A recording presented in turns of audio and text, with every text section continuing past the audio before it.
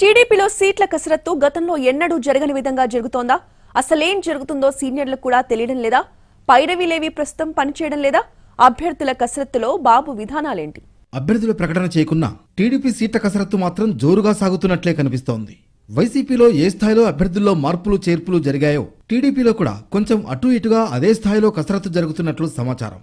మొత్తంగా 175 స్థానాలకు గాను జనసేనకు ఇచ్చే 25-30 స్థానాలు కాకుండా మిగిలిన స్థానాల్లో సుమారు 35-40 స్థానాల్లో వేరే అభ్యర్థులకు సీట్లిచ్చే అవకాశాలు కనిపిస్తున్నాయి. మరోవైపు ప్రస్తుతం సిట్టింగ్ ఇన్ఛార్జీల పనితీరును మరోసారి సమీక్షిస్తున్నారు చంద్రబాబు. దీంతో టీడీపీలో ఎవరి టికెట్ ఉంటుంది, ఎవరి టికెట్ ఊడుతుందనే అంశంపై పార్టీ నేతలకు, ఆశావహులకు పూర్తి స్థాయిలో క్లారిటీ రావడం లేదు. గతంలో పార్టీలో జరిగే సీట్ల కసరత్తుపై చంద్రబాబుతో పాటు కనీసం 3-4 సీనియర్ నేతలకు క్లారిటీ ఉండేది. కానీ ఇప్పుడు కసరత్తు వ్యవహారం అంతా సింగిల్ హ్యాండ్ మీదే నడుస్తున్నట్లు సమాచారం. మొత్తానికి సీట్ల కసరత్తుకు సంబంధించి ఏం జరుగుతుందోననే అంశం ఎవ్వరికీ తెలియడం లేదు.